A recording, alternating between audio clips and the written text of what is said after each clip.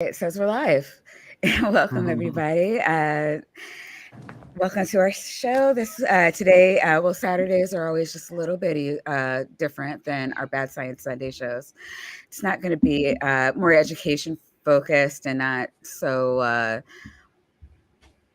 much of the laugh at the idiots, but I don't want it to be too serious. We do just want to have kind of a conversation and more of an open heart to heart. So I guess we'll start with Niddy. You want to let everybody know who you are, where you're from, what you do, all the fun stuff. Yeah, people call me Niddy. I'm here on YouTube with my channel, Niddy. And my channel started out as an exploration into my former church and its cultish practices. I was a part of it for about 12 years, self identifying as a Christian. I am not a Christian anymore, and I self identify as an atheist. And I generally make content now revolving around critiques of Christian apologetics or theological issues that come up and around, or just strange theological stuff I find on the internet. And that's me. All right, Jay, you want to jump in? Happy to. Dr. Jay Bundy, evolutionary biologist, also grew up a Christian. My channel is Pocket Locker 86. You'll also see me around the YouTubes as Hunter Biden's laptops. And yeah, I'm good with that for now, Maya. All right, Chris, you want to tell everybody who you are? Yeah, I am Christopher Gentry. I am Maya's biological younger brother on her father's side, the only one, and I'm way bigger than you, Maya. So don't call me little brother. Hey, Uh, hey. I'll tell you like I told my son. As long as you have nuts and I have knees, I'll always have the upper hand. ooh, interesting. But yeah, happy to be here, guys. I grew up a Christian, still am. Father was a preacher. Grew up around that. Don't claim any particular religion, non-denominational is my thing. So, uh, pleasure to be here. Happy to chat with you all. Let's get it. Oh, and I don't have a YouTube. I hadn't even thought about putting stuff out on YouTube ever. I just have a podcast on Oh, Spotify, cool. Coffee with Christopher, and on it's boring to me because we only talk about business stuff, and I've been trying to get people to actually talk about real stuff. And they don't want to do it. So, to me, it's a little more boring. I'm about to branch out on my own, but it's Wait, out so what do there. you mean? What's real stuff? They don't really they don't really want to talk about the real experiences that happened to them in corporate America. That was the whole point of the Oh, podcast. Oh, okay. So what they're willing to do is they're willing to come on there and talk about something somebody did to them, and a lesson I learned from that I could take away. So, but when I hmm ask you to go into the meat of what happened, they don't want to do it. They're too afraid of what they say might have repercussions. And the Hmm. question I always Mm-hmm. ask right, people is, if your experience is your experience, who's going to punish you further for what already happened? right, Right. Right. And but people are just they're just too afraid to actually speak their truth. And so even if something did drastically happen to you, you don't want to talk about it. Now I have had a right. couple people that have come and talked about it, and it was like medicine for the soul, but for the most part most people don't. So it is what it Hmm. is. Yeah, and I am so glad. I want to. So first of all, I wanted to get this out of the way, and I was like I was saying to well, I think everybody in the stream, um, my channel's mainly for coming out about truth, facts, like what's really going on. A lot of countering misinformation because personally for me, when I was looking into I listened to a lot of stuff. I am not as afraid to say I looked into like Reiki, crystals, hollow earth, hollow moon, flat earth.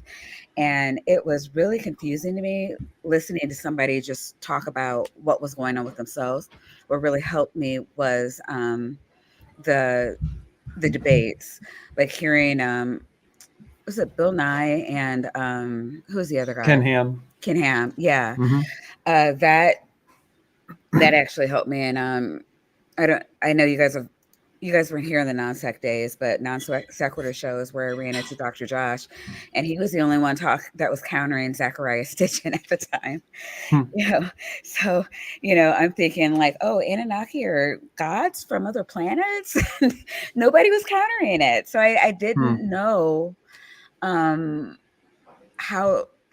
I'm not like that's not where my education is. So I didn't even know how to go about countering that.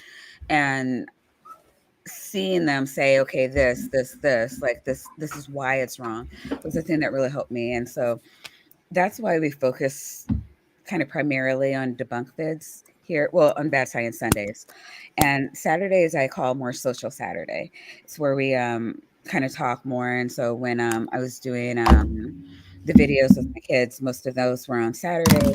Social Saturdays, you bring in family, IRL friends, you talk about stuff that's going on. So when Amani was on here, we were talking about it was kind of office politics, but it was more from like uh oh man, now I'm on the spot and I can't remember, like diversity, inclusion, and intersectionality, and how just having black faces doesn't mean you're diverse or inclusive. And I don't know, people told me they learned a lot about that, because I think you don't know what you don't know. The reason I wanted to have this stream before any other stream, because I really I have my master's degree. My master's degree is in industrial and organizational psychology. My brother is pursuing his PhD in the same field. Niddy, you have is it a bachelor's or a master's Bachelor's in in computer IT? science. He has Mhm. Chris has a master's in IT, correct? Right. And then Jay. PhD in integrative biology and ecology, evolutionary biology, and behavior. Got it out. All right, there we go. I know, I was just like, I'm going to mess this up. You go. So, I mean, I think we all kind of like cross, we're at least on the same level with one another, can understand where each other are coming from. I know that there's been a lot of talk in the atheist side of the skeptic community about religion, and if it is delusional, or if it's like a net negative. There's a lot of anti-theists, and I've been fighting a lot with people. So I want to get the whole like I want to get that part out on the table. I would love to have you back, Chris, and we could talk about. I think you could find a lot of people here willing to talk about a lot of things that happen with them in the business world. That's big, like especially right now, where and we talk about this, and it's kind of a side thing, just what the government and the 1% are doing to the middle class, and it's like a whole thing. So I do want to bring you back on, but because of the nature of my show and what we do, kind of have to have the little heart to heart on where we're at, and from there we'll move forward. And I don't want you to feel like anybody's jumping up on ganging up against you. I've had other Christians on. I've had either a young Earth creationist on, which was kind of wild. Kind of trying to bring him to the bright side. So, um, so things like that.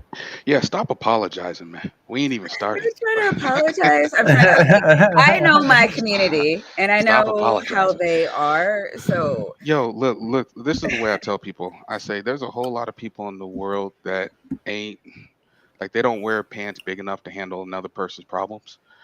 I I have a ain't one of them. platform, so I do have to be I ain't one cognizant of of them. So my members and who my community is. yeah, And actually, the last time I talked to you, we were going back and forth about like what you owe the yeah, rest of the world.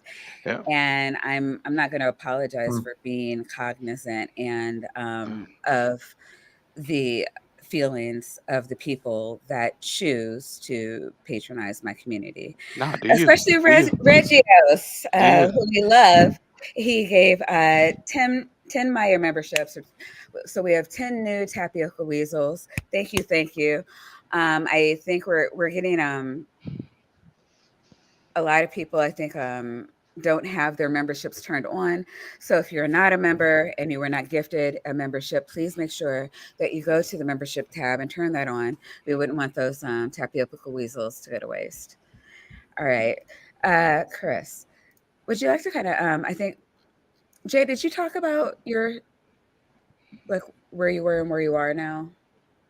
Like, from a, Just no, I just briefly mentioned growing up Christian, but I come from like a very Christian family. As far as we know, like 4 or 5 generations of ministers. It was like going as, as far back as our family tree as we can get. And it was kind of an interesting mix. Like I grew up heavily involved in a non-denominational Christian church, um, but my that's like where I went with my mom. Um, but my dad went to a African Methodist Episcopal church, and my grandparents are Pentecostal, very serious Pentecostal.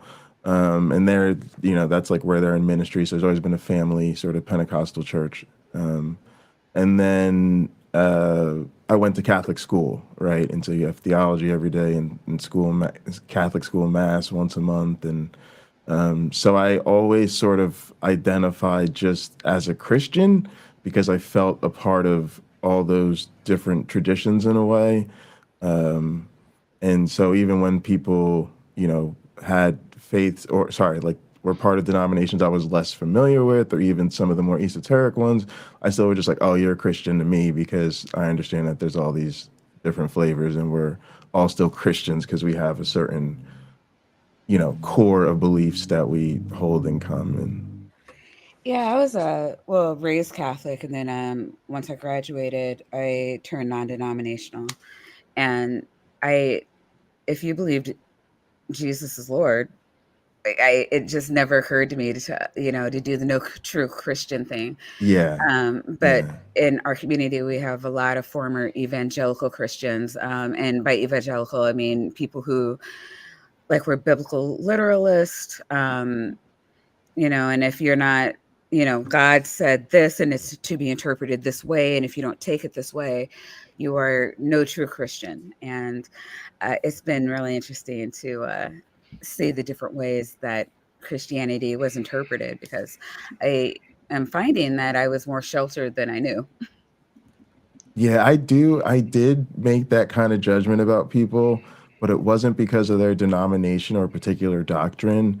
It was more like I definitely thought there were people who faked it.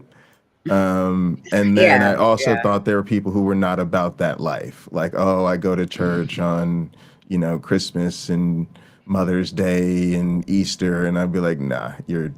I wouldn't say you're like not a genuine believer. I would just be like, you're not a real Christian in the sense that you're not about the life. Like you're not, you don't Mhm. understand Mm. what we put into this. Yeah, for us, Looking it back was at more it. like, you'll know a tree by the fruit it bears.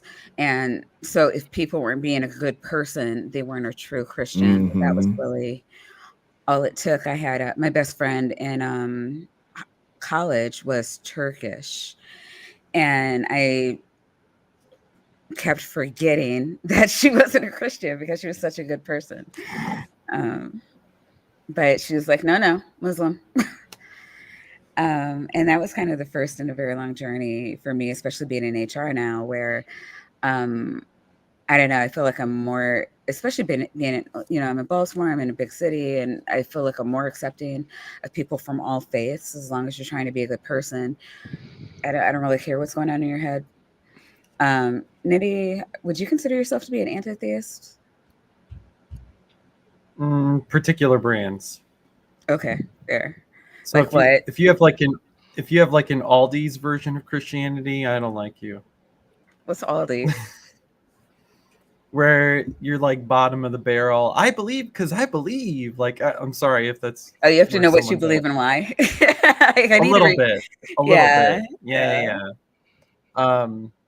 Or you're too high and mighty to talk to anyone who disagrees with you. Hmm. Um, you are like an apologist, like a YouTube or like multi-million-dollar preacher, basically, and you probably know the problems with what you're saying to lots of people, but you're choosing to continue your narrative, right? You know the detractions, but you will not present them, and you'll still think you've won, and you're going to tell everyone you're winning. And that's where I have problems. But by and large, I'm fine with people believing what they want to believe, um, as long as they're not, you know, trying to over legislate it. As long as they're allowing for religious freedom, and uh, not using religion as an excuse to hurt people. Jay, you have a different take, right? As far as what? Um, you do consider yourself to be an anti-theist. Yeah, yeah, yeah, definitely. What would you? And so, how did you come to that decision? Um, that's Oh, a. I'm sorry. Okay, please define what you mean by anti-theist, and then we'll. I guess to me, it's not just sort of a lack in belief, but a sort of antagonism towards the concept of a god. Um, on a practical level, it's just, to me, it feels like caring, like it feels like no, this matters. You know what I mean? Like it's like it's not just oh, I happen to not agree with people about this. It's like, no, I think this is a really important thing we need to deal with. Why? Uh, because I think there's a lot of bad things being done in the name of in the name of Christ, and ultimately for me, not being able to accept the claims, it's hard to figure out how to, I guess, reconcile all of that without dealing with that. I think of it as we could talk about, how to do it better or do it in a way that's more pro-social, but I don't think there's any need to use a false framework to to do that. And so I feel like it's important to really deal with the sort of, but is it true, before we go to how do we use this to make the world a better place? Because I don't think it's acceptable to utilize something false to help people. So you don't think that religion can help people be a better version of themselves? I think it can, but I think it would be better to. I mean, there's a lot of things that can make somebody, improve where they're at in life, and I think ultimately, if their improvement relies upon a set of ideas or participation in an organization, that ultimately can get them involved in things that aren't good, it would be better to find a different way to help them out. And I think of it as sort of an insecure foundation, right? Yeah. An insecure foundation. All right. Um, Chris, would you like to weigh in? I don't think I need. Excuse me. I don't think I need to because I haven't heard anything that I disagree with. Okay, so I know that You when know. you and I, every time you and I talk, I don't think we talk a while, and I don't think we've had a conversation where Bible verses aren't exchanged. And I know that you feel like being a Christian has made you a better person, and keeps you a stronger husband, father, worker. Am I wrong in any of that? Mm-mm. I'd be correct. Um, do you think that you could do that without religion? think we have to look at the basis of where religion was formed in the first place, right? Hmm. And I think we get so caught up on the word religion, and religion wasn't necessarily supposed to be something that existed, Okay. right? If you look at, if you believe in the Bible in any sort of context, it was relationship, it was not religion. God didn't give a set of rules to Adam and Eve when he put them in the garden. What he did was he showed up in the garden, and he had a relationship with everybody. He had a relationship with the children of the blessed, Cain and Abel. He had Hmm. relationships with people. The commandments came much later. Hmm. And that's where that was the basis and the start and the form of religion. So when I think of religion, instantly in my mind, I'm like, okay, cool, I'm past it, So you're thinking of organized right? religion. Yeah, I'm thinking Okay. organized religion. That's I'm past it. I don't care which one it is, whether it's Baptist, whether it's Methodist, Lutheran, whatever the deal is. I'm past it. I'm looking for good people. Hmm. And I'm looking for people that are trying to live, a holy life is to the best of their capability with the best guidance and information that is available to them. That's what I'm looking for, because none of this means anything if you go to church on Sunday and you turn around, you're a jerk on Monday. Don't nobody care about you about that, No, right? yeah, I agree. So I just look past that and say, what is your relationship with people?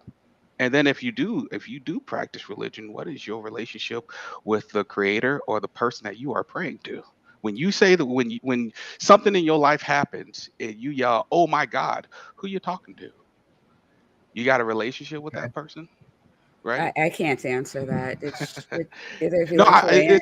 it's different for every person based on what Yeah. religion they practice, right? But I Mhm. think you understand the point though, right? Like who you talk, Yeah, we have no, so we've had lengthy conversations about this.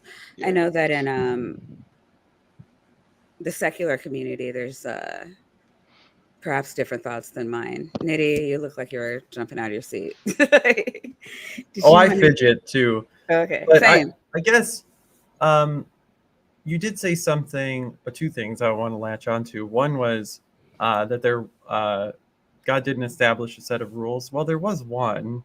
I Um, said they came later, not no, there yeah. was one. Do not eat from the tree of the knowledge of good and evil. No, that's a dad being a dad, right? Like, don't mess with Still a that rule, stuff, though. right?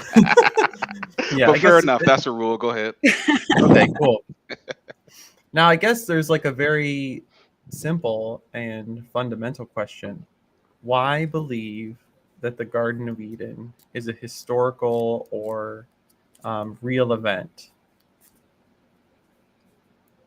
I don't think that at this point, I think these are answers for because if you believe it, if you do believe it, it's not on this earth. So there's not going to be any proof that it existed here. Period. Okay. If you do believe the Bible, right? Then, and if you believe the Bible and you say, hey, I believe God, Jesus Christ, I believe after they were expelled from the Garden of Eden was relocated to heaven. Okay, cool. So there's not going to be any evidence on this earth that it was there. If it still exists, it's in heaven. What I focus more on when I talk to people, and I do a lot of marriage counseling, I do a lot of small Oh, group okay. counseling with individuals that have a lot of faith questions. That's why I wasn't intimidated at all to come on here. I usually get hit like this. Don't worry, guys. Like I said, Mhm. I'm more than fine. I wear big boy pants. Yeah, I mean, you don't have to treat them with The kid point. gloves. I just don't want it No, to no, get it's not contentious. a no, no, no, Yeah. no, not at all, not at all, not at all. Because I'm talking to an adult, and I have no problem treating you like an adult, and I have no problem hearing you out, Mhm. and that's what I'm here to do. And so my point is you can either muddle over the details, or you can pay attention to the message. And sometimes what happens is when we're in the details so much, we just don't see the forest for the trees. I think the lessons in the whole book of the Bible that we have is often, what the number one thing is often forgotten is that it was meant to be a love letter, right? Like that was the whole point.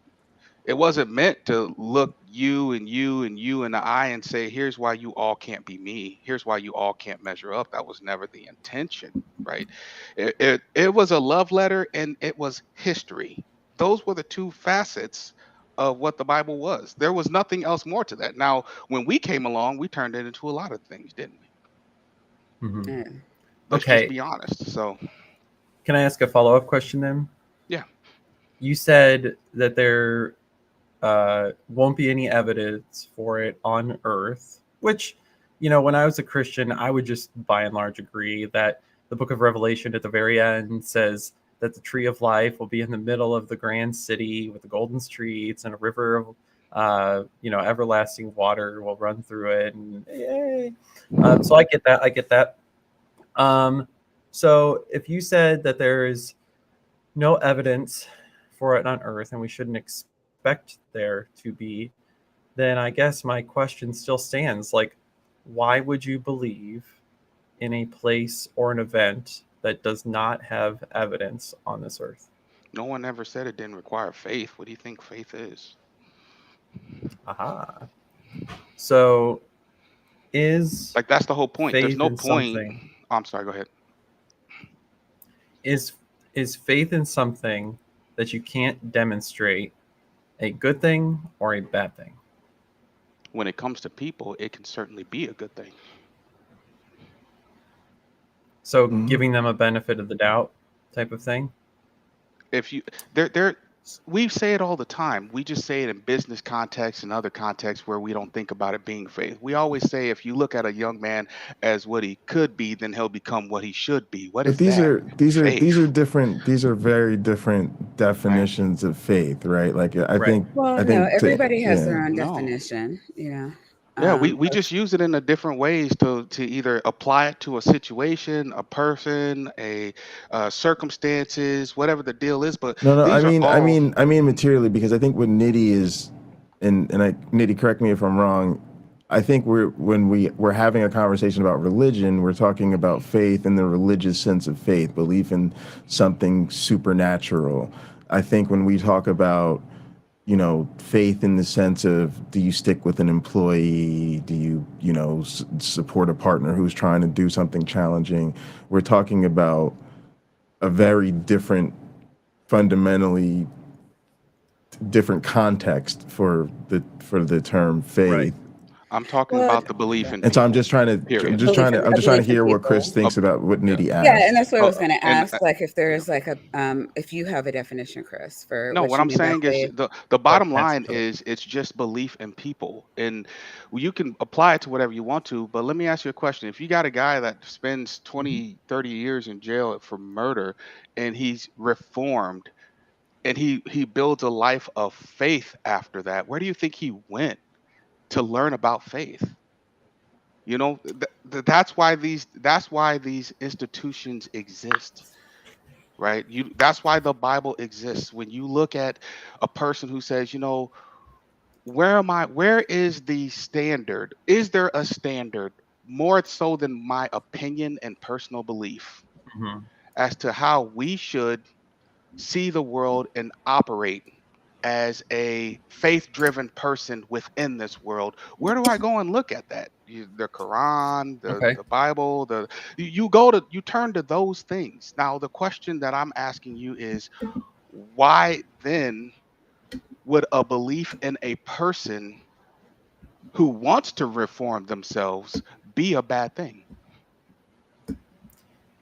Well, I guess I guess we are talking past each other a little bit, because Well, I mean, I he did ask a would question. I mean, kind well, of. I'm answering it. I'm Okay, sorry not okay. to sound like a lawyer, but I think for me, I would attempt to put faith in that person by the demonstration of their reformed actions, because I can see that happening. There's continued evidence to support the claim that um, this is the trajectory for now of their life. So I wouldn't say that I have or would have blind faith, is that I would lend my trust and credence to that person, because now I have some evidence to back up where they're going and what they are doing, and that their trust is warranted because I can see it in their life Do you mind if and I ask a mine, follow-up hopefully. question for you? Absolutely. Is blind faith faith? I mean, I don't mind. Is blind faith faith? Depends on who you ask, right? Is because It can be. if you have to have faith based off of a series of evidence, You're literally You don't watching things consider that unfold. faith, right? How's that faith? I And mean, that's what at I was that point, asking you're you just making earlier, an if you could kind educated of guess. define what you're Yeah. saying as faith, because, and again, just from talking to a lot of people have different ideas of what they consider to be faith. A lot of people, I think, when you say faith, are thinking, well, I'll just believe in whatever I want to believe because it sounds nice. And I want to make sure that they hear you say that that's not what you mean when you say faith, I have a unless it son is. who's 21 out there right now, and like most 19 to 21-year-olds, he gets become a young man and he questions everything he knows, right? Hmm. Mm-hmm. But I have to have faith that at some point the information that he has amassed is going to make sense, and he is going to do right by the teachings that mom and dad taught him, while knowing at the same time I'm not controlling any of the inputs that are flowing into his brain. All I can do is have faith that he's going to make the right decisions, which means that I Mm-hmm. understand that I am totally not in control, but I have a belief in this person that they will come around and make the decisions to do the right things, right? And Okay. put those So I guess disciplines into his life, right? mhm. That's all I can do. Before we, yeah, but before we move on to moral questions, right? I guess the problem that I have with an assertion of personal um, trust in something we can't necessarily demonstrate is that through my time on YouTube and even in my like real life, I've encountered so many people who can use that as a rationale for any type of belief. So I could come back to you if someone asked me and I was Muslim, you know, why do you believe that Muhammad split the moon and that Allah reassembled it? And he did that on like a winged horse or whatever. And I would say, well, I have faith in the Quran and the claims of Allah that it happened. Now, would you say that that's a good thing or a bad thing? It's good for them. No problem with it. So if they believe in something that is unfalsifiable and leads them to a religious set of conclusions about their eternal destiny that's different than yours, that's a good thing? No, what I'm suggesting is, uh, you know, and I'm going to, as a Christian, I'm going to make a statement against Christians. We're not very good at managing our own roles and responsibilities. And our role and responsibility wasn't to judge another person and another person's faith. It was to love another person regardless of their faith. And we don't do a very good job of that, do we? No, we don't. Which is kind of why we're here having this conversation in the first place. And so if that's what they believe, that's what their faith, thank you for the education. But my job isn't to judge you Mm-hmm. on your religion and on your practices. My job is actually to love you regardless. And if the conversation was meant in love, then we should be able to touch base and understand each other regardless of what our religious traditions are, regardless of where we grew up and where we were born on this earth. We should be able to touch heart to heart and have a big boy and big girl conversation, period. So I'm going to focus on that. I'm going to focus on sharing love. I'm not going to tell you, your Quran is wrong and all those type of things. You grew up with that. Who am I to challenge your parents? Your parents, your family has done more for you than I have ever done. My job from this point, meeting you as a young adult, and I'm a young adult, is to love on you. Bottom line. So What? I just want to say, like, I think this is going to be highly relevant to the conversations on morality because, in a sense, this is the issue a lot of us have because I think Niddy's really trying to draw out here is, is faith itself a virtue? And I think by that we're talking in the realm of if you can believe one supernatural claim based on faith, in other words, I'm just going to decide to believe it, then you can believe any claim based on faith.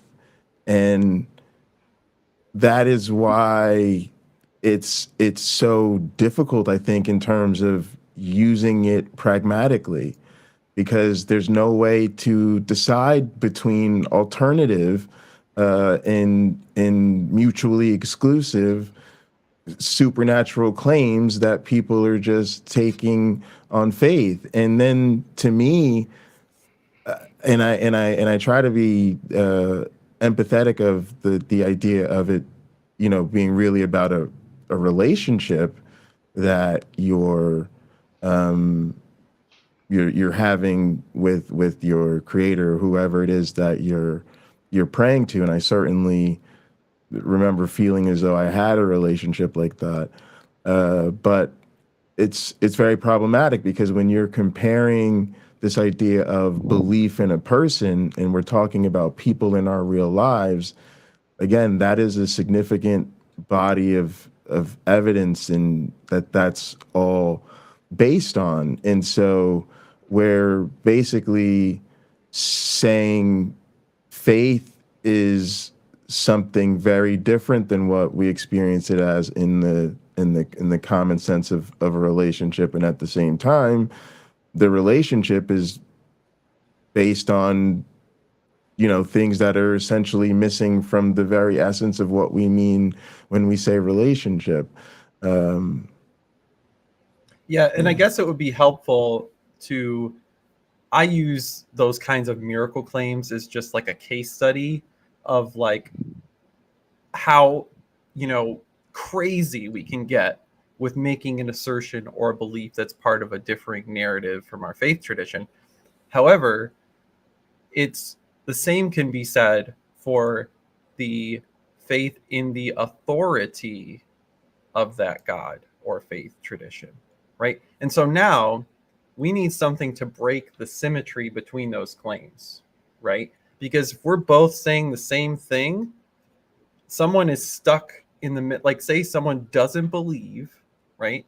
Like us, and I've got, you know, someone over here saying, I just have faith that the authority and the revelation from the angel Gabriel to Muhammad has given us the best guide for society, where you can't wear can't wear alcohol, you can't let women wear what they want, you can't drink alcohol, and you have to pray 5 times a day facing Mecca.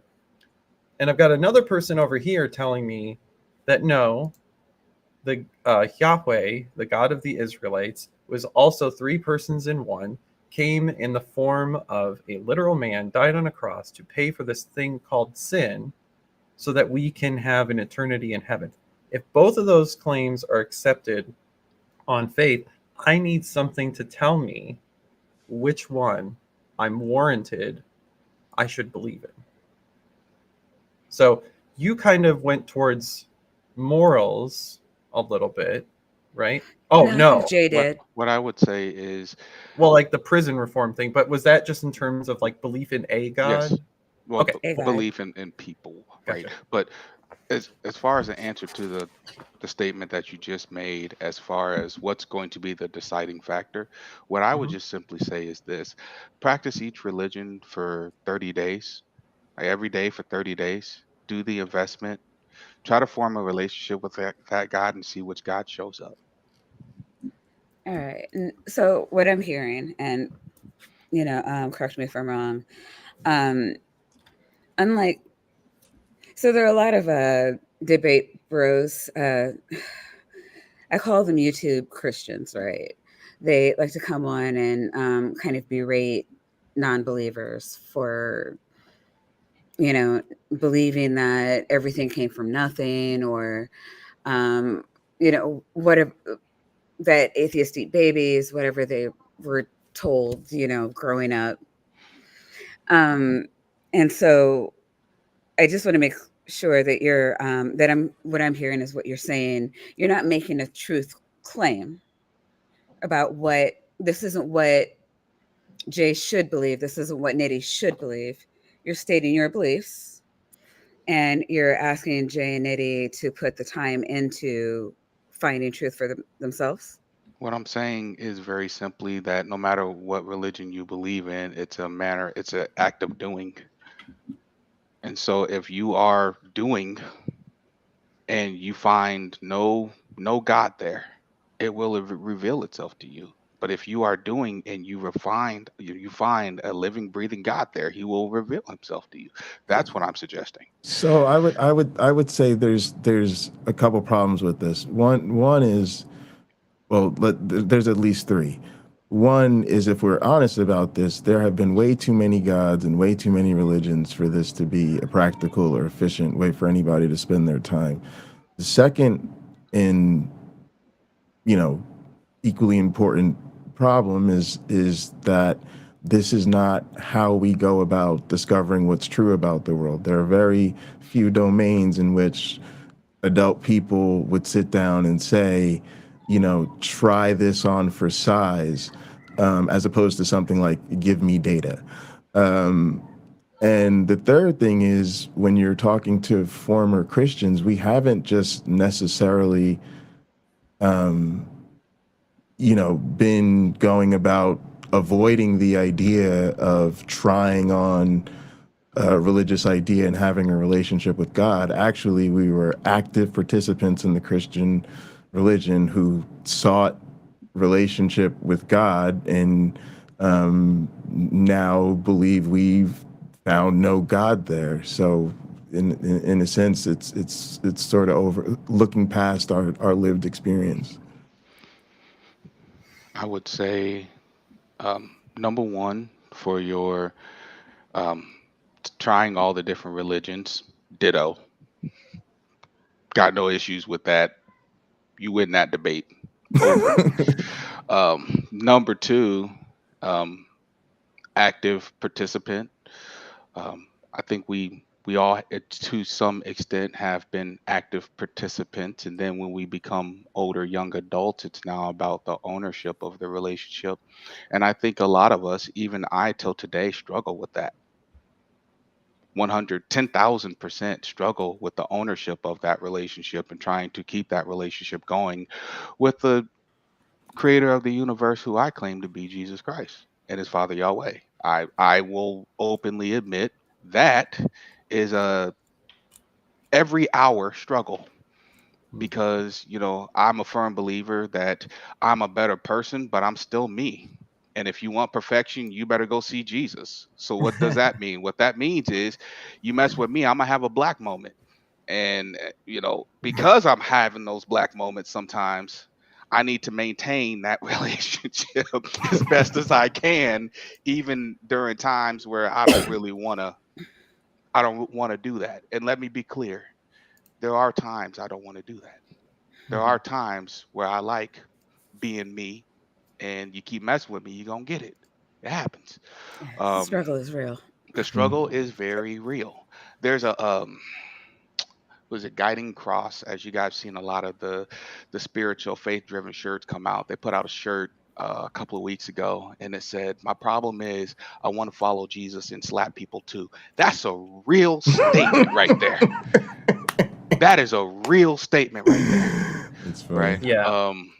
But third, I think Christianity does a really, really poor job of understanding that what a lot of Christians that go to church every Sunday, what they really want, if you dig down deep on the inside of them, what they really want is Jesus to come off of his throne and say, "Hey, guess what? I've been here the whole time." Yeah, yeah, that is what they really want. Um, so I really need to say this because it's bothering me, and I'm not Go ahead. Go I'm ahead. I'm not sorry. trying to be mean, Mhm. but to say try the particular faith tradition and see if God shows up, I find that pretty insulting to me, to be honest, Okay. because I was not, a tricycle riding Jesus come off your throne and tickle me kind of Christian. Like, I took this very seriously. Like, I wanted to basically functionally pastor a church. I studied the Bible, I looked at Same. Greek words, Yeah. and I discipled. I tried to convert people to Christianity. And there, I would even say that there were times that I believed I was communicating directly with God. I believed that I was experiencing the Holy Spirit. And, Yeah. you know, I've spent so much time investing myself in what I considered a quest for truth, even as a Christian, that I couldn't accept the claims of Mormonism. I couldn't accept the claims of Islam. I couldn't convince myself to believe those things either. And, that apologetics, as you might call it, effectively took away my ability to deny truth claims, to deny what is demonstrably true. And so if it became clear to me that a claim in the Bible is demonstrably false through the way that the world works and the way that I was taught and trained myself to work against other religions to bring people to the truth of Jesus Christ, it eventually did lead me away from Christianity, because I didn't accept things without evidence or with evidence to the contrary. And so for me, that's just my response to that.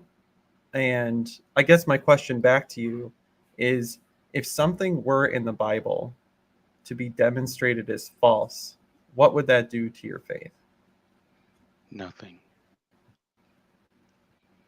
And I find this very difficult to answer the question because I hear the heart and the passion that you put into your journey. And I think that this is right here is a slippery slope where you have to do it with grace and care.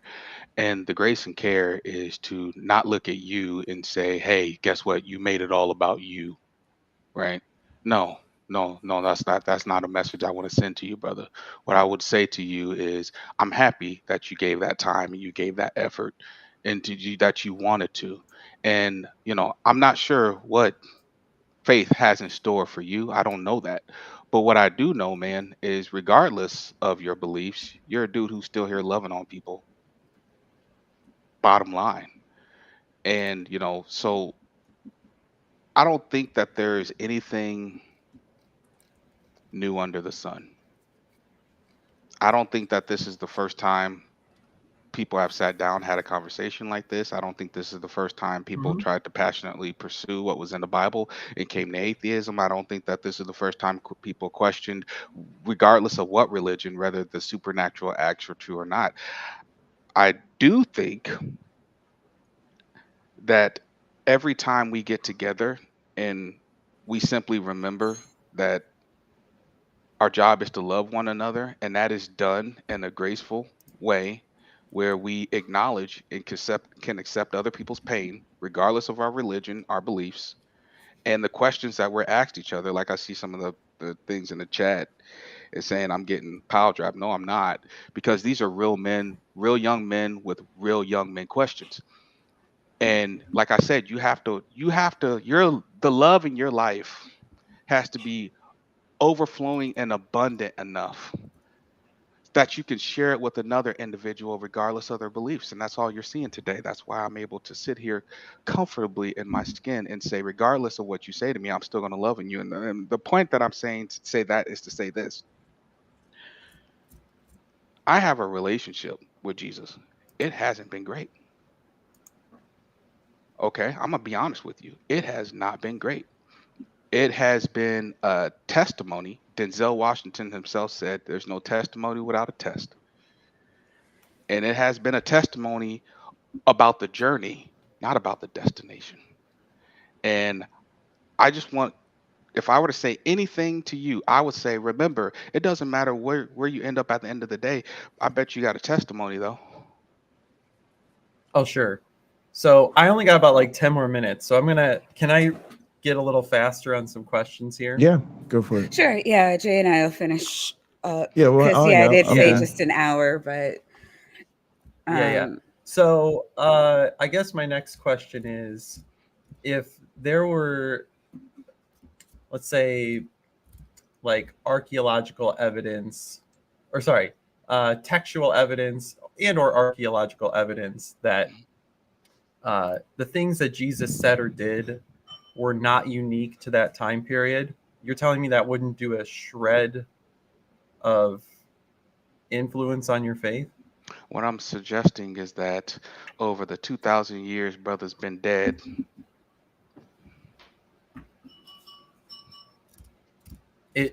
it seems to bear some verisimilitude to the world. Is that what you're saying? What I'm suggesting is just simply I can either keep going back in time or I can try to live out the example, if I follow Christ, the example that was set before me with every interaction and every person that I encounter, the example of love. And if I'm going to go back in time and literally try to dig up every word and everything that was said, then I say, okay, if you're someone who's gifted at that, please absolutely follow your gift.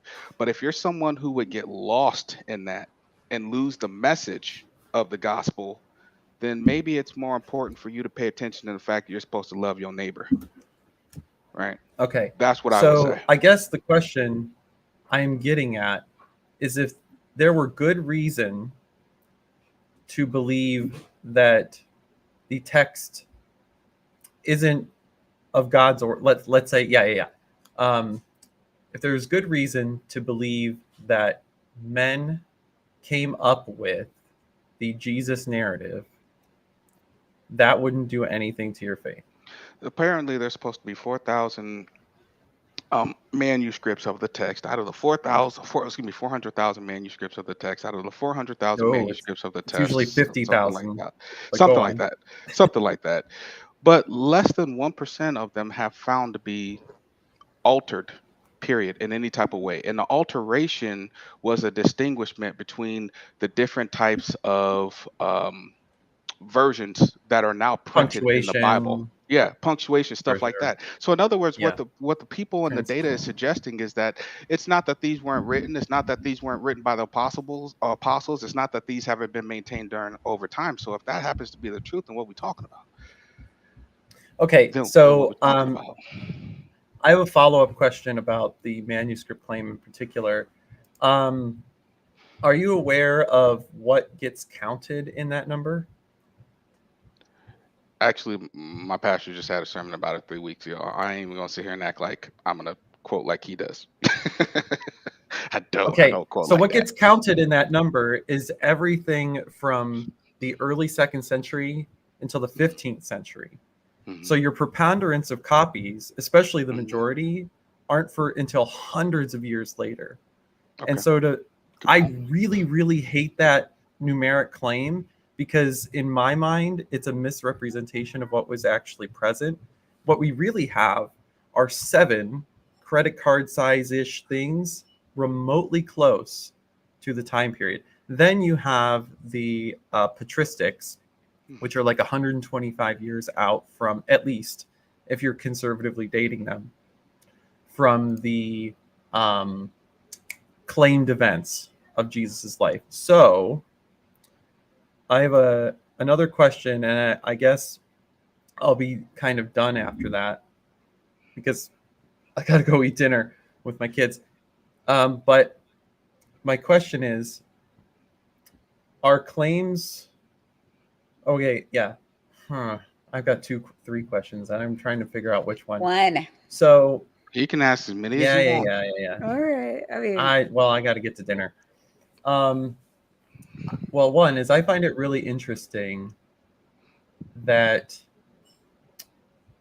the statement you made earlier Hmm. about if I could demonstrate that something were false, a claim in the Bible were false, let's say like the Exodus, the walls of Jericho didn't get taken down, like stuff like that, right? If it were pretty demonstrably false, that those things wouldn't hinder your faith. Now, for me, um, when I was on this like truth quest, as I would call it, those were some of the things that became a problem because the historical data didn't match to me and from the scholars that I discovered. I guess my last question would be, um, what do you think would happen to you and your life if you could no longer believe the gospel message or that Jesus Christ literally walked the earth and died for your sins? What do you think would happen to your life? I like your question. Your question is a real question. I like your question. So definitely going to answer that one directly. However, I'm going to set the record straight. My personal pastor, wasn't the one that gave me the numbers. It was actually done by Theo Shu. Oh, Theo it's Shu fine. is online, and Theo Shu is Mhm. online. All they do is study manuscripts, study data about the Bible. You can Google Theo Shu, and they will give you all the background and all the insights to all the statistics that I personally don't care to memorize. I'm going to be honest, I don't care to memorize that stuff. But you can go online, you can find out. I saw a comment in there.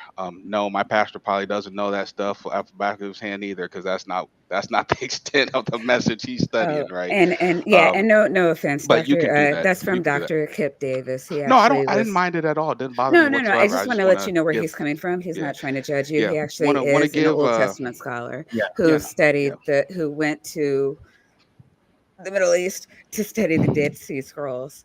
So this is Yeah. something that's just really close to his heart. I don't want you to feel Oh, like anybody's in can the oh, chat bashing oh, you. Christopher? yeah. We're not starting any arguments here, folks. I No, need to answer nope, this gentleman's nope, No, no, question.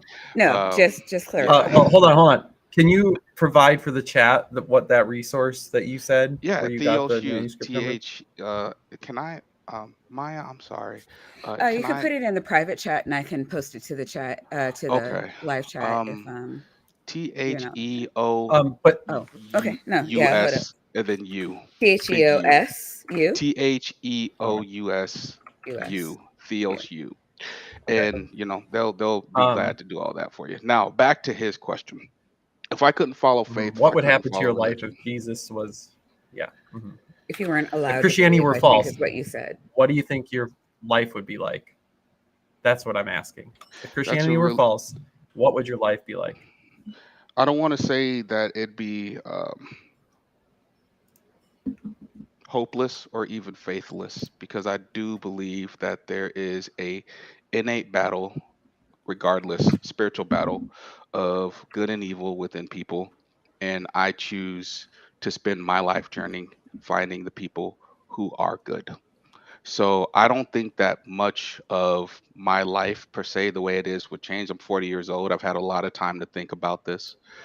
I don't think that much about my life would change, but I do know that I'd be sleeping in a lot more Sundays. Right? I'll be honest about that. Um, but Yeah. I think that we and the reason I talk about love so much is because without it, we might as well start robbing each other. If everyone's just going to go around being greedy and Interesting. doing whatever they can to get what they want, then you might as well just be working with a lawless society. One of the only innate things that's built Okay. into us that keep us from doing that is love and a sense of justice. Because Actually, I was gonna. innately we know So what you're yeah, so I think your answer is your life would change very little. very little. I've made a personal Good. choice that this is who I'm going to be, and it's also a personal choice that following my faith in Jesus was also a personal choice. But even before that personal choice was this personal choice, was to try to live a different life than the life I had been living when I grew up. And there's old school. I'm a huge proponent. I love old people. I love what old people teach. I love the mental stability that they instill into young people's mind, even though they instill some chaos sometimes. I love what they do to the psyche. And I do believe that regardless of whether I was following Jesus or not, I will still believe in those things because I see value in them. And I see value in the selflessness that they exhibited that created the families that surround me, you, and anyone else. I believe in that. Period. So, with or without Jesus, I'm still the same guy. With Jesus, I'm far better. But without him, I'm still going to be me. All right. Well, Well, I Niddy, I really did. like that answer. And now Yeah. I've got the You. missus being like, where are you Yeah. coming Breathing down your throat. I do appreciate you for spending the hour with you, Niddy. Thanks for from? coming Oh, by. absolutely. This was fantastic. And Chris, I really appreciate your answers. And it was a pleasure talking to you. I hope we can bump shoulders again or something like that. Bring me So, back anytime, Niddy. It was a pleasure. All all right. right. I'll see you guys. Yeah, definitely. All Um, right. I'll try to get some stuff in there. Yeah, really quick though. So I oh, am go ahead, kind of Maya. glad that that they partied on this because it brings up the original topic. I really wanted everybody to kind of lay a foundation up front, because I know that when we were talking before, we were talking about kind of morals and how religion adds to them. And I know that, Jay, you believe that people have more morals, or I don't know, are able to be freer, to show like a more humanist side, or be quote unquote more, have more morals with out religion. And Chris, are you still there? Oh yeah, I'm still here, but you know I Okay. got kids, so No, no, I no, have that's to say fine. what That's I have fine. to I just say. wanted to make sure you didn't have to leave for a minute. Um, I know that you were saying that you had you believe that it was that even if you say that you don't have a God, you still are putting your moral foundation on something, and you believe that is religion. And I kind of wanted to make sure that we didn't bypass that before the end of the stream. Or so now would be a good time to discuss that. Jay, did you want to start? All right, say that again. I know that I think the major reason that you are an atheist, well, is one, science deniers, but um, but I'm sorry, Jay is a teacher, a professor of, what do you teach this semester? I teach evolution. Yeah. Okay, at University or Michigan State. Yes, I teach at Michigan State University. Yes, Chris, currently. you've been a teacher, correct? Oh, can't hear you. Yes, I've been a teacher for 10 years. Okay, yeah. Um, every time I talk to your consulting, so sorry, I always get that confused with where you're at on that. But you're still Education teaching. goes. Education always lives on. Very true. If you don't teach the kids, they'll make stuff up. Exactly. Um, so I know that a big part of Jay's conversion has been looking at science deniers, and they were denying what was in front of their eyes because they believed that the Bible said that they shouldn't believe the truth. And I don't want to speak too much for you, Jay. Yeah, yeah, and I But you think that. also think that it Go ahead. goes beyond that too. Am I correct? Like where um, you believe that religion is like kind of like a non-foundation, and that that there can be no morals upon it. Yeah, I don't want to. I don't want. I mean, people can do good things in the name of their religion. I don't. I mean, I don't deny that. I mean, people do good things, and if you ask them why they did the good thing, they'll say they did it because of their religion, and we'll be like, oh, okay, that's good. But how do you justify the moral grounding of your foundation? I'm sorry. No, I yeah, mean to troll. exactly. I would never do that to a person. What it I'm with Jay is on that.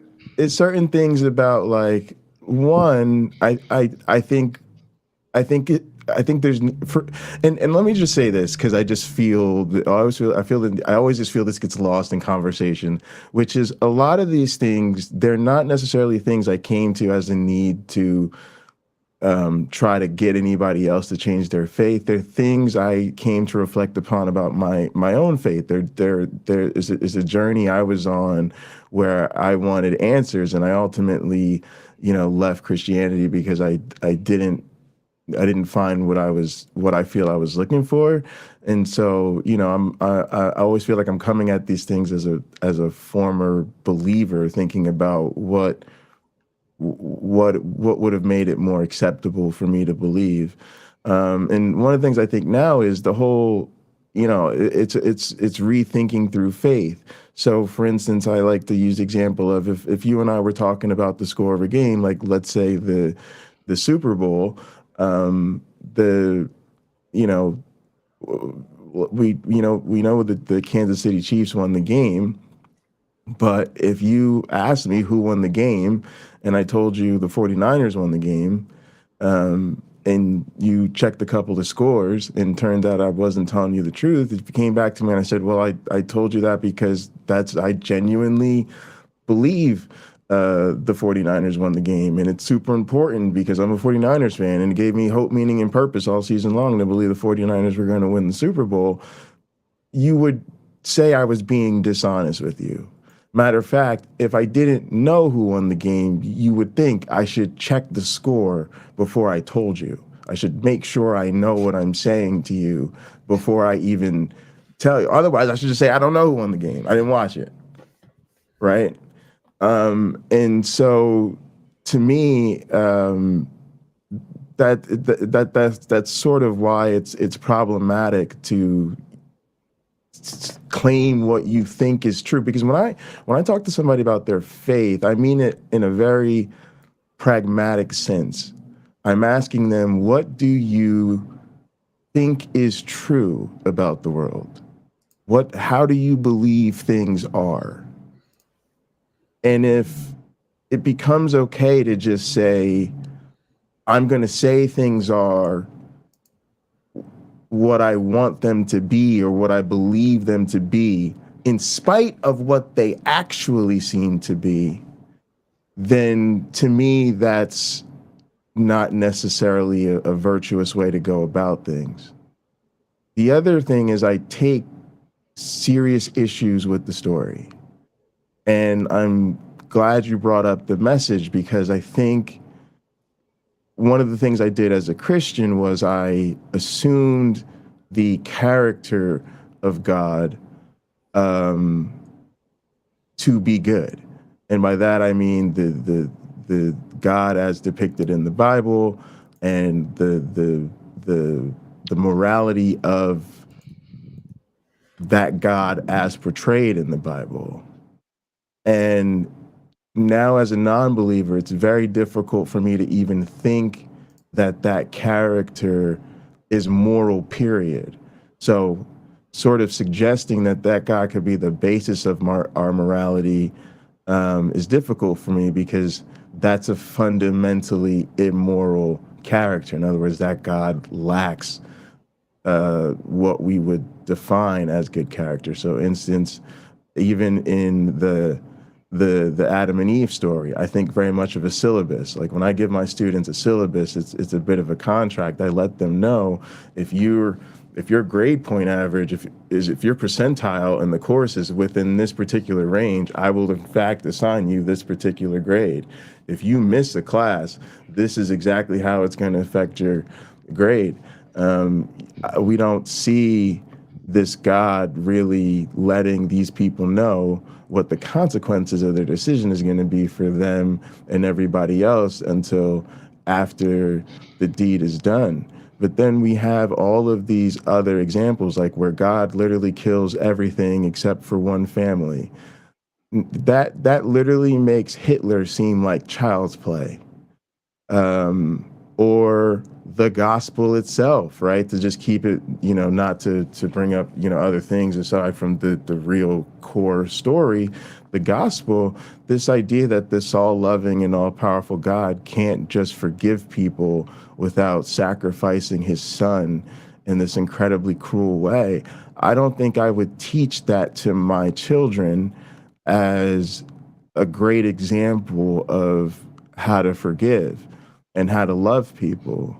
Not to mention all the shady things I think Jesus does himself in the text. So I think it's. Would you I mind think giving an it's example of that? Just curious. the woman taken in adultery. Like, I don't think he treats her in a way that is consistent with how we would treat a person in that situation now. Like, for instance, we would apologize for them being drugged in front of all these people in the temple.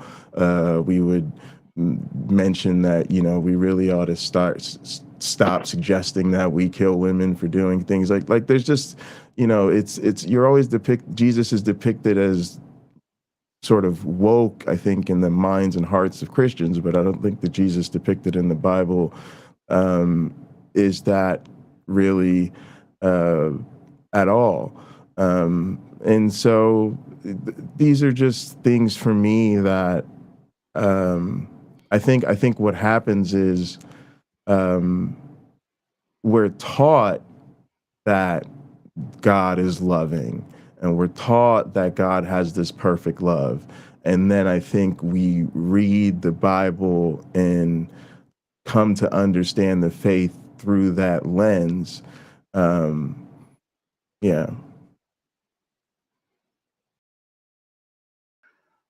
Would you like for me to respond to any Yeah, of yeah, that? yeah. Okay, Sorry, I didn't. That's why I kind of stopped, because I no realized problem. it was going to be a lot. No, you're more than fine, brother. I kept up with all of it. Um, you're not wrong. I don't know what anyone else would want for me to say there. He's not wrong. I And appreciate that. the way that he feels is not wrong. And you know, here's why I think we get in a lot of trouble. Period. We have, instead of acknowledging other people's feelings, we just want to tell you you're wrong or you're right, and it just ain't that simple. It just isn't, because everyone don't live life with the same deck of cards. So Mm. what's right to me in my life very well may be wrong to you and yours. Here's what I will say. If you ever read the Old Testament, and you have, yes, they do tell you that God has a perfect love, but we are imperfect beings. He loves us perfectly, but that's as far as it goes. Talk to any pastor, that's as far as it goes. But Yahweh was a beast. Okay. This was a guy, he would bless you like he did his friend Job, and he would flood the earth and murder whole cities. And, he was a dad. If you defied him long enough, there was punishment coming. And this is very true. The God of the First Testament, thank goodness he's not the God we got in the second.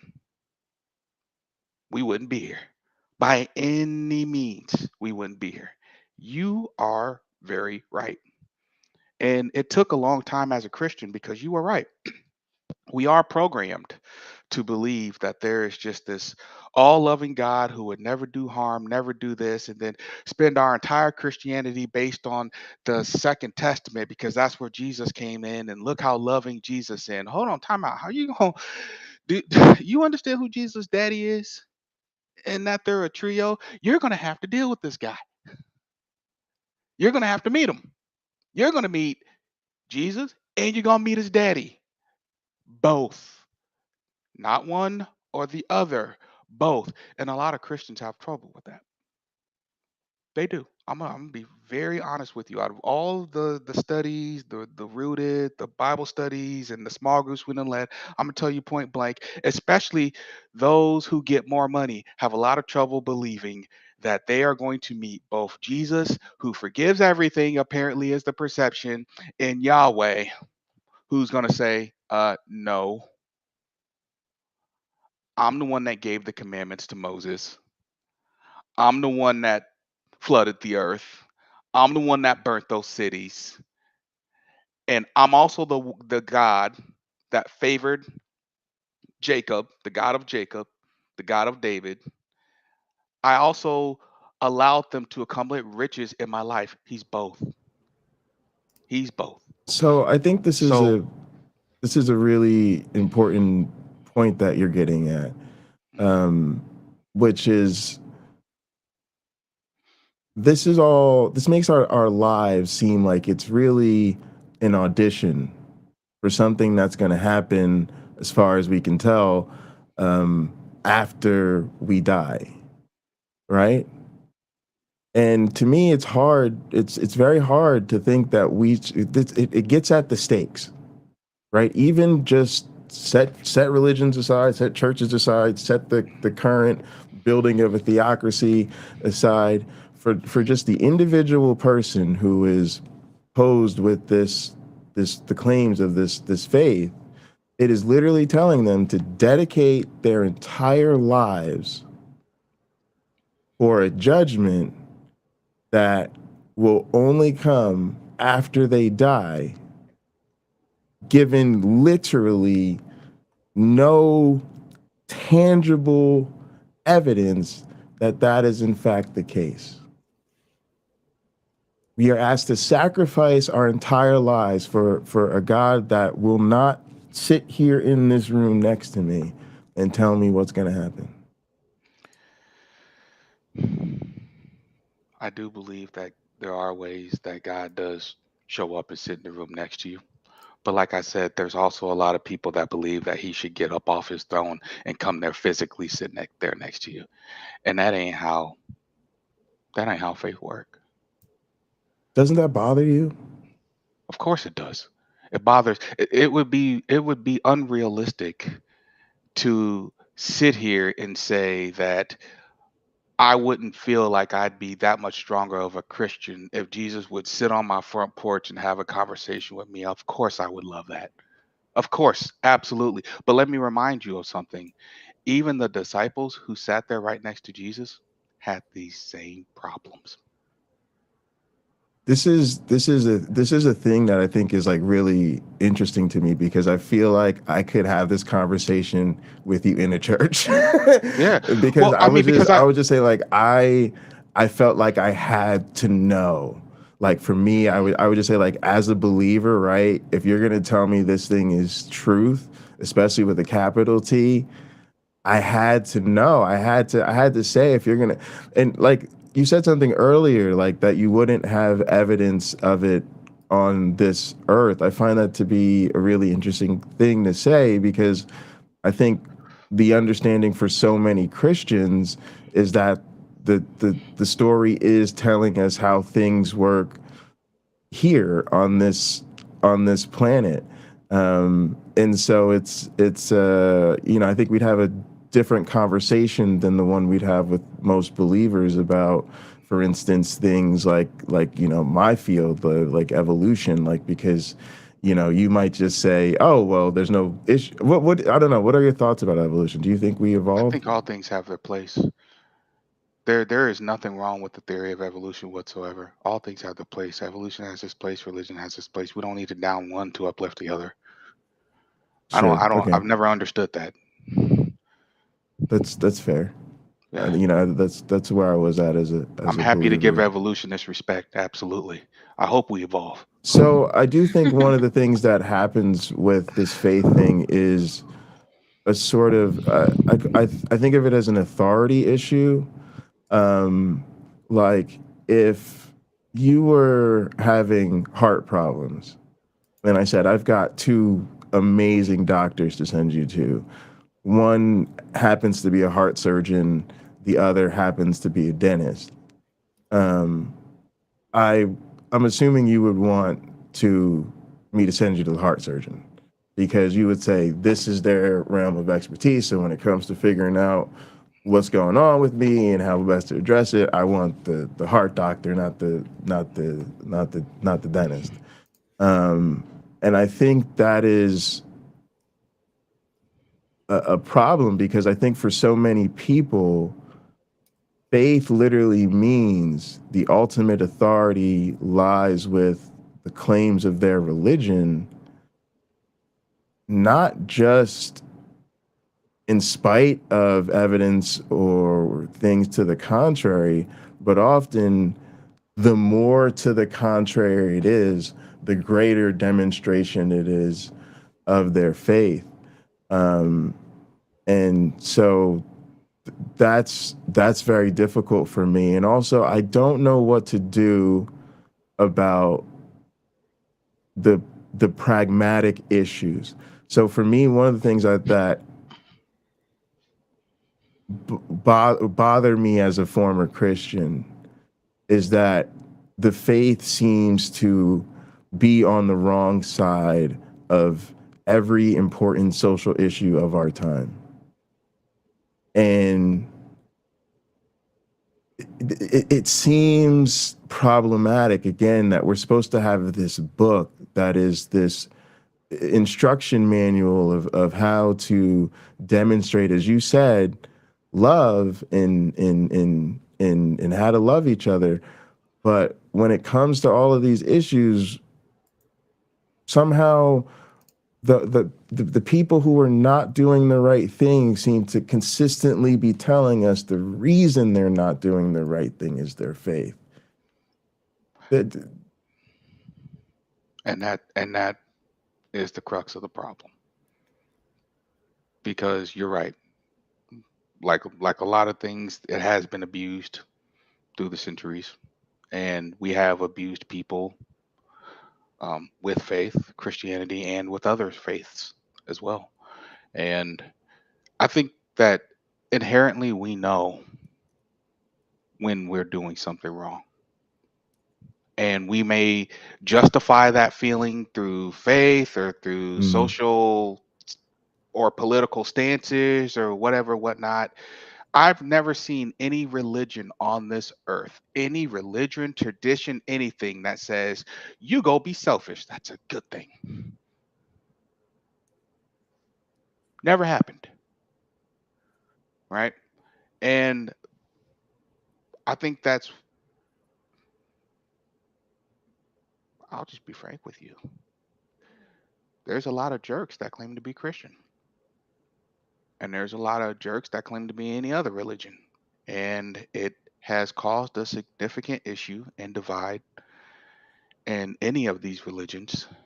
And we just have to, we've I got think. work to do. And I want to circle back just Okay, one good. quick on one thing. The reason I brought up the 12 disciples is, like I said, these were 12 people that apparently sat and watched the miracles of Jesus and still couldn't get it right. They watched him, and one of their names is Doubting Thomas. And I think about that, and I'm saying, and I say this to my dad a lot. I say, you know what, bro, like Jesus left an example, but man, we are just not close. Like, we are much more like those disciples than we are like Jesus. We are just not coming. We are nowhere near that mark. And I think about I got a whole family full of Peters, bro. Tick any of them off, they'll grab a knife and cut you, right? It's true. It's true. We are Don't take me just off. not close, Oh, right? it's funny. And that's that's the problem. When other people talk about, how hypocritical Christian is, I don't necessarily disagree with them. All I can do is understand that the example and the proof of Christianity that is left today on this earth is supposed to be me. I'm supposed to be the salt of the earth. It's supposed to be my job. It's my ownership now to demonstrate that love and that those biblical teachings that Jesus came to clarify after Yahweh brought him into the world. It's my job to now take that up and own that and share that with every person and I'm not that good at it either. And that's just something that I have to live with. Now I've gone through my hypocritical phase. Am I really just a hypocrite? Am I really just somebody who just can never get this right, and I'm not really going to ever be somebody who can look like Jesus and blah blah blah, especially when you go to non-denominational churches, because it always seems like the leaders all kind of have good jobs, are white, all all kind of act the same way, all kind of take vacations a couple times a year, all have titles of authority in corporate America. It all kind of seems that way, but at the same time, I look at it and I say, you know what God has for them is for them, but what God has for me, no one can take from me. And I need to worry about my blessings. And the one thing that controls my blessings is my faith and how I interact and spread the gospel just with other people. Now, I'm not the type of person, I'm not an evangelist. You don't ask me, I ain't gonna tell you. Like, you want to sit down at Starbucks and have a cup of coffee and just talk about life and world and politics and all that stuff, I'm happy to do that stuff with you. But you want to ask me about my faith, it's ready in a hot instant too. And that's the type of people that we got to be. The number one thing that we can't be, the number one thing that I know that doesn't work, which is where we're going today in this world, is when we're silent people. When good people, I don't care what you believe, when good people are silent, that's when we start running into the problems you're talking about. And guess what most people today are? Kudos to you, brother. You came on a podcast, you wanted to talk about it. Yeah, But same. I appreciate it. most people, 90% of people, what are they doing? Might talk to Y- their mom, their brother, or their sister, but they're silent otherwise. Yeah, no, That's just where we definitely. are. So, what about the issues with the book? Because I think so many of the issues we see with Let me. Christianity are things that people at least believe in some way are tied to a strict adherence of the book. And this is sort of the thing where, like, because if you say Mhm, to me, my job is to show up and love people, right? mhm, I'm like, okay, cool, I'm with you, right? But as soon as it goes to, okay, there's these people over here that you and I both agree are doing something we don't like and we like them to stop, right? When they say, I'm doing it because it says this or that in the book, I'm like, this is where I'm like, I can't help you. You see what I'm saying? If it came to, look, let's just tell them this is where we're at right now. We're doing things differently, and this is how you gotta kind of get with the program. If the message was just get with the program, I could help out. If the message is they're not interpreting the book correctly, I can't help out all of a sudden because it's in a different space because y'all are in this space of, you know, giving that book its place and its authority in the conversation based on faith. Whereas for me, I'm like, there's no reason we need to turn to this book at all. Let's just make the program what we want the program to be right now. And that seems to be that's why I think about these things pragmatically. I'm trying to just direct inject social change into the situation. I think the answer to your question for me is that we're failing on two fronts. The first front is um, people believe that if you're Christian, you need to like every aspect of the Bible. That is a negative. Like if you've ever read Leviticus or Deuteronomy, let me tell you something. In my opinion, this is just my opinionated statement. If any pastor ever preached a full sermon out of the books of Leviticus or Deuteronomy, 1/4 of the people that go to church today won't Mm. be there next Sunday. Those are two hard books. Those are the books that tell you Yahweh's description of what a spiritual Christian is, and they are hard to swallow. I have no problem being a Christian, but I have a problem with a lot of that is in those two books because those two books are hard pills to swallow. Those two books are tough no matter who you are. So I may accept the whole Bible, but that doesn't mean I like it. There's a little G God up in here, and guess what? If I want to go slap a tattoo on, I want the ability to go do that. If Mm. if I want to go, you know, whatever it is, in my body, my choice. That ain't what Yahweh said. And that we have a problem with that. And let me be honest with you. Yeah, I still have a problem with that. Now my job after that is to be obedient, but I don't see anywhere in the Bible where it says like it. He knew what he was getting into. He knew who we were when he wrote that. He knew who we were. So let's just leave that at there. Leave that right there. The second one is I look at it, kind of circle back to what you said, pragmatically, how do we do this? And I think the answer is out of everything that was in the Bible and how to apply it. When Jesus left the earth, if you believe Jesus, he said, he gave us one thing. He says, do this above all else. Love one another as I have loved you. He said that, do that above all else. So to me, it was about what was his final message and how we doing on that. Kind of circling back to what I said earlier about love. Why? Because those were his last words he gave to the disciples. His last instruction was that. And he said, do it above everything else. So I look at people and I'm like, okay, so you wanna teach Christianity, right? You wanna teach them about the Bible. Yeah. When his wife decided to leave him, were you there for him? No, that was just his problem. Okay. When his kids were acting up at school, were you there for him? No, that was his problem. Okay. When he needed a meal, did you give him $10? No. You do nothing to love on this guy, yet you want to preach at him. Dude, you don't care about me. There's no love there. So why would I then think that it's acceptable in the name of any religion on this earth to come and start preaching at you, saying, you know why you're in this situation? Because you don't follow Muslim. You want to know why you're in this situation? Because you're not Islam. You want to know why you're in a situation? You don't love Jesus. They're in this situation because you passed on an opportunity to help and love on them. Hello. That's why So I don't start But with that. I never start with that. I'm not going to come to you and be like, oh, Jesus, Jesus, Jesus. No, no, no. No, you should be able to see Jesus in me as a result of our interaction, period.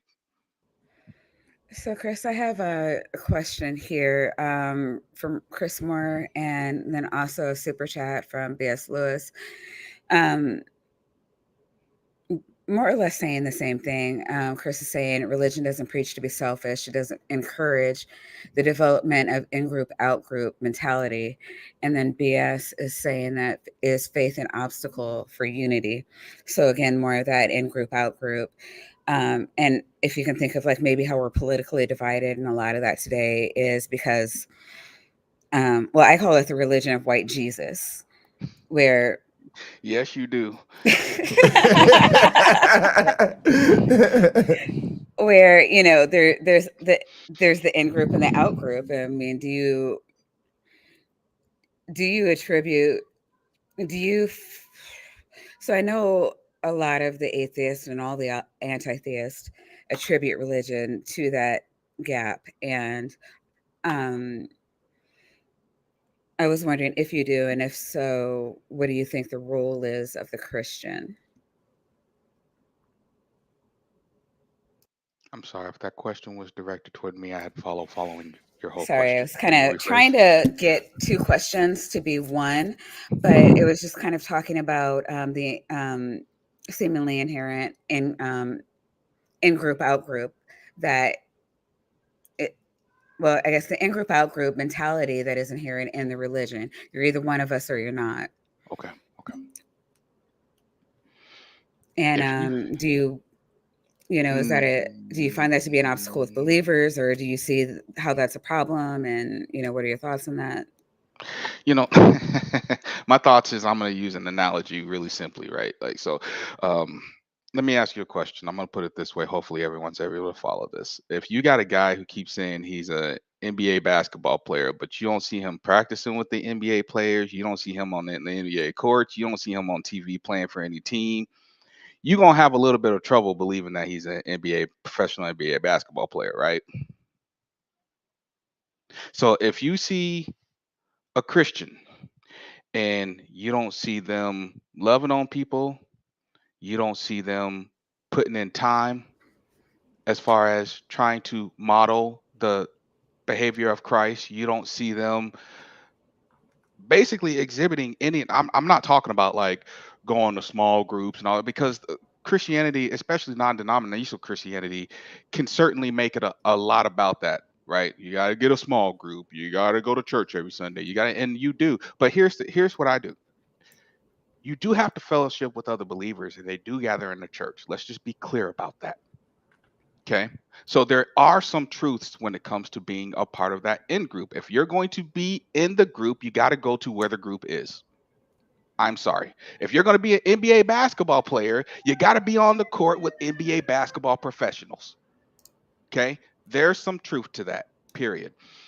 But when you get there, what do you see? And that's what matters the most. Are you seeing people who are attempting to do their best to follow the behavior of Christ? And if that is also true, then you know you found a good thing. But if you find a bunch of people that are giving you lip service, but you don't see it, and by you don't see it, you see them, in the church on Sunday, you know, they overly drunk in dance clubs, thinking about cheating on their wife by Friday. These are my people. I'm going to talk about them. Don't think I don't know the hypocrisies of Christianity. I see a lot of people that go to church on Sundays. But if you're seeing that, then you got to know that's not the behavior of Christ. But there's only one place where you can go to understand what the behavior of Christ is going to be. And that is in a group of people who are doing their best to live out the behavior of Christ. Now they're not getting it perfect. They have no chance for getting it perfect. That'll never happen. But they can exercise an open, not open with you, openly practice a relationship with their heavenly Father. And that's what I expect them to do. I'm not expecting anything else. As far as everything else goes, I expect them to be influenced by the things in the world just like I am half the time. And I expect them to have selfish moments just like I do half the time. But I also expect that when it comes to talking about Jesus and Yahweh, we can get together as the body of Christ. And that's all I expect. I don't expect anything else from anybody else because the rest So, is my ownership. So real quick though, good. do you believe that inherent in the religion is the in group out group, like a mentality that's Well, I just explained it. You in so you're order to be the okay, basketball player, you have to be on the court. okay, At some point, you got to get on the court. So if you're going to call yourself a Christian, guess what? At some point, you're going to have to show up at church. You're okay. going to have to because that's where other Christians are. And that's what God told you to do. God told you to fellowship. I don't know about actually, Sunday was the Sabbath, so that would be correct. He told you to fellowship with other Christians. I'm sorry. That's what he said. Yeah, It's in there. I couldn't think of something more in group than out group than the people who believe like me and live like me are going to end up in paradise forever, and the people who don't uh, believe like me are going to be destroyed at best. Oh, please, there's plenty of people in the church that ain't going to paradise, brother. We both know that. No, no, I'm just saying. I mean, even within that, right there's going, the concept of a judgment. But one of the things I wanted to mention, because I do appreciate the sort of humanitarian side of Christianity, the desire for sincere believers to do good in the lives of others. Um, I think is commendable. One thing that became an issue for me is the way we think about what I call pro-social behavior in a given context. And here's what I mean by that. If someone is just going around doing good deeds for somebody for no reason, we find that to be a good thing. Like, giving people $10 just to give them $10 and a lollipop, as long as nothing's going on, sounds great. We think sometimes even more of people when they do it to incentivize people to do other virtuous thing. In other words, when I use being kind to you, or I use giving you a candy bar as a means to incentivize you to do some public service or to learn some, we're going to chop open the candy bar and I'm going to teach you about chemistry by the science of chocolate, right? That's cool. Like you gave him something good and used it to do more good in the world, right? We feel differently when someone who harms children gives them $10 and a candy bar to lure them into an unsafe situation, right? God forbid this become a pattern, it become a thing to do so that they can continuously expose this person to harm. That we really think poorly of their efforts to give them money and sweets at that point.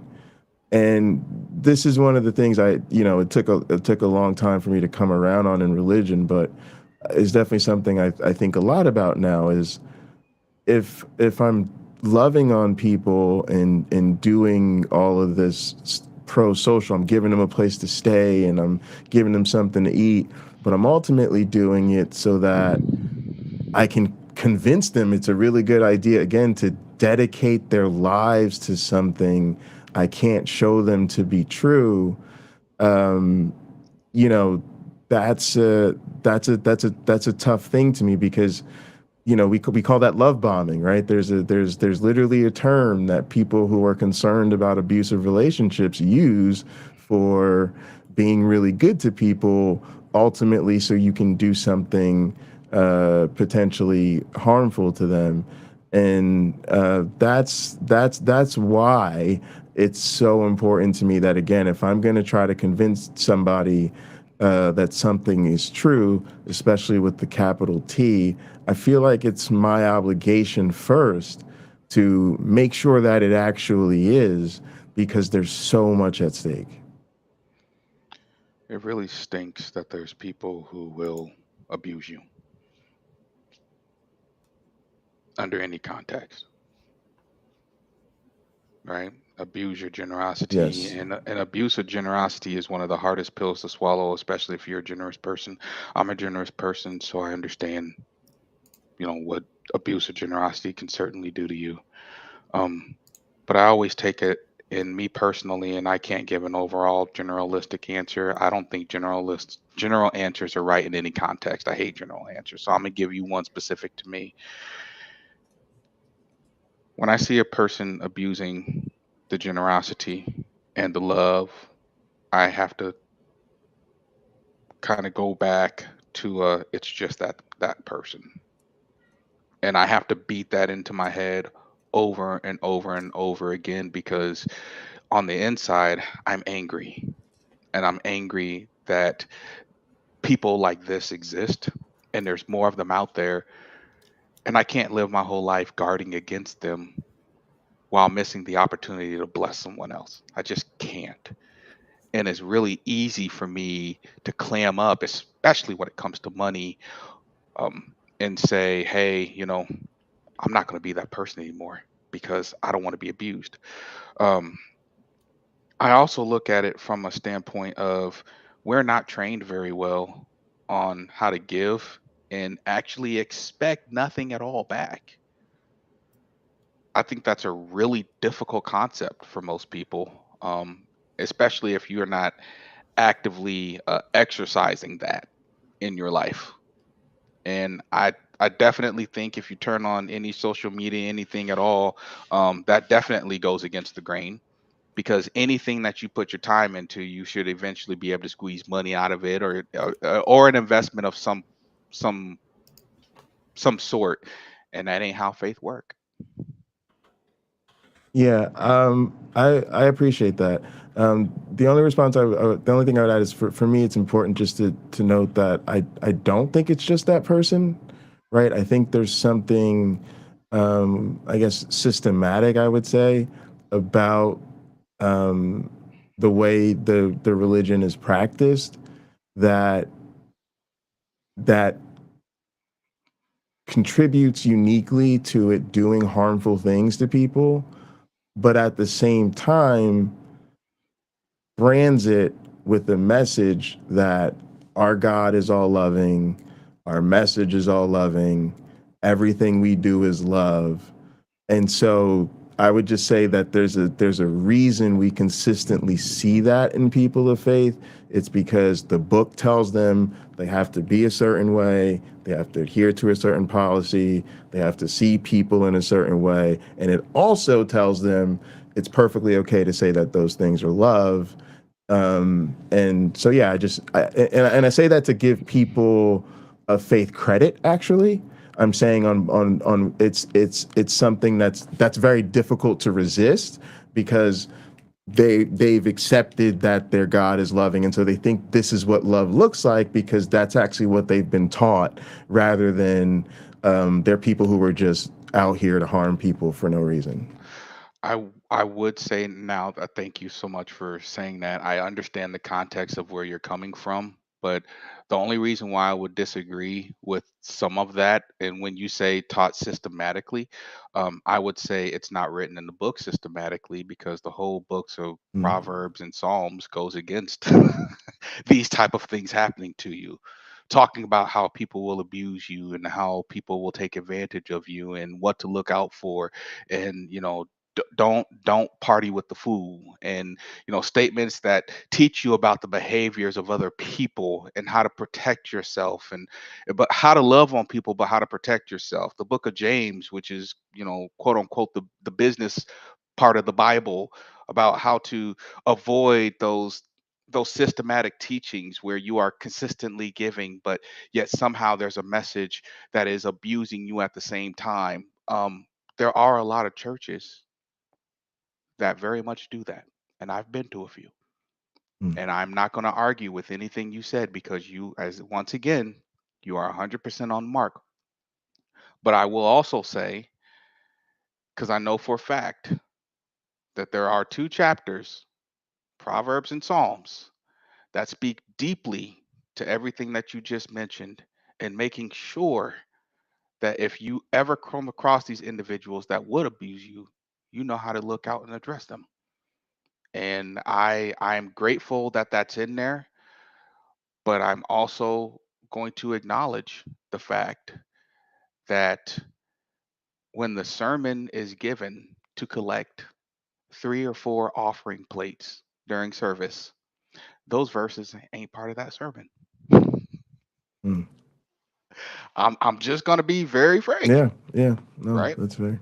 Yeah, So it's just the truth, and there are pastors out there that do it. And all I can do is look at you and say, I'm sorry that the faith that I have selected hasn't been better, but I'm one of the ones who's trying to be better. I ain't, however, trying to be perfect. Can't do it. Not interested, but better. Absolutely. I appreciate that. All right. Well, I do want to keep this under 2 hours, and I do Yeah, yeah. appreciate both of you for your time because it's been almost, well, it's been an hour and 50 minutes, I think. Um, Jay, did you want to make any final statements? Yeah, I just it's I appreciate the opportunity to have a conversation. It was good for me to be able to share my thoughts with people and hear where people are coming from. Uh, Chris, you definitely gave me some stuff to think about. Like there's definitely um, good messages in the the the book and also the way it's practiced in people's lives that I think they're hanging on to for uh, reasons that are good to them. Yeah.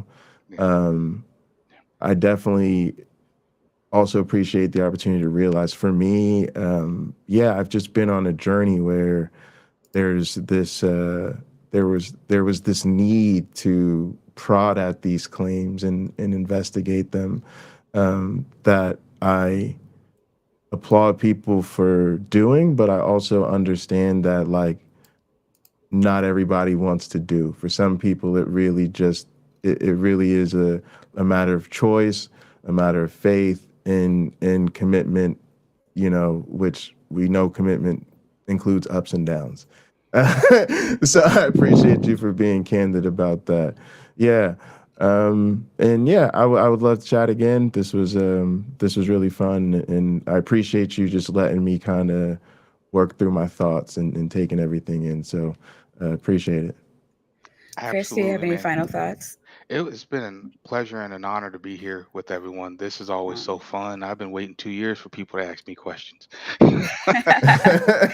I've been waiting a while for people to ask me questions. I always say, it's only when people sit down and have real conversations with real people that we get any real work done. So it has been a pleasure to have all of you here. And, I don't know if I have to call her Maya in public. Her name is Chelsea. She's my sister. So anyway, thank you, sis, real for quick for anybody who doesn't already know, I was adopted. My birth name is Chelsea, which is now my middle name.